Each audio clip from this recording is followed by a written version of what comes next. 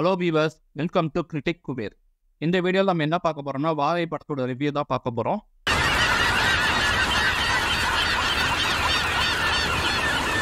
இது ஒரு biographical drama film directed by Mari Selvaraj. 1999ஆம் ஆண்டு தூத்துக்குடியில் ஸ்ரீ வைகுண்ட கிராமத்தில் நடந்த உண்மை சம்பவத்தை தழுவி எடுக்கப்பட்ட படம். வாழை படத்தோட கதை என்னன்றதை டீட்டெயிலாக பார்க்கலாம். இப்போ வாங்க வீடியோக்குள்ளே போகலாம். நம்ம சேனலில் ஃபர்ஸ்ட் டைம் பார்க்குறீங்கன்னா மறக்காம இந்த வீடியோக்கு ஒரு லைக் போட்டு நம்ம சேனலை அப்படியே சப்ஸ்கிரைப் பண்ணிவிடுங்க. வாழை படத்தோட கதை என்னன்றதை டீட்டெயிலாக பார்க்கலாம். சிவனேந்தன் அந்த சின்ன பையன் தான் படத்தோட ஹீரோ. அவனுக்கு அப்பா உயிரோடு இல்லை, அம்மா அக்கா மொத்தம் 3 பேர் தான். ஒரு அளவான ஒரு குடும்பம். ஒரு சாதாரண கிராமத்து ஏழை மாணவன் கல்வி கற்க குடும்ப பார்த்த சுமக்க பகுதி நேர வேலைக்கு செல்லும் போது ஏற்படும் இன்னல்கள், இவங்க லைஃப்பில் நடந்த பல சம்பவம் தான் படத்தோட மொத்த கதையுமே.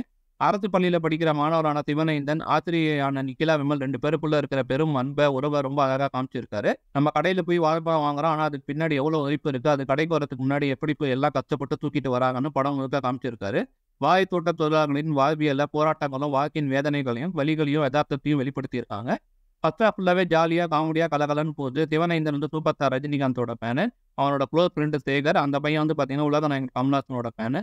2 பேரும் பண்ணுற அலப்பறை வேற லெவலில் தெரிச்சிருக்கு. கமல் ஃபேன்ஸுக்கு கொஞ்சம் காண்டாக தான் இருக்கும்.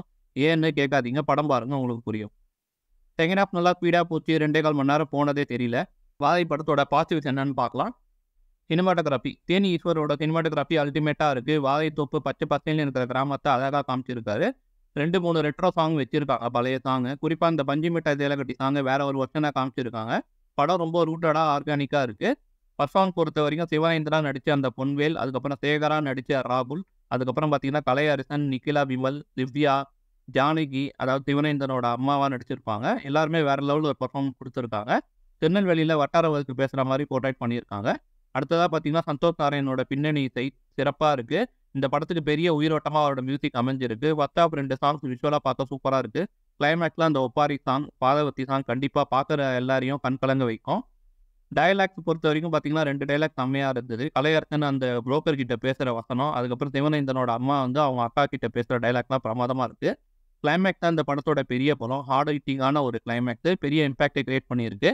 இந்த படம் எதனா ஒரு கேட்டகரியில் தேசிய விருது வாங்கும்னு நம்புகிறேன். ஓவரால் ஒரு தரமான படம் மாரி செல்வராஜ் கிட்ட இருந்து. கண்டிப்பாக மிஸ் பண்ணாமல் பாருங்கள். எல்லாரும் அவசியம் பார்க்க வேண்டிய ஒரு படம்.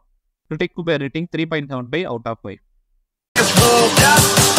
What they doing, keep on doing.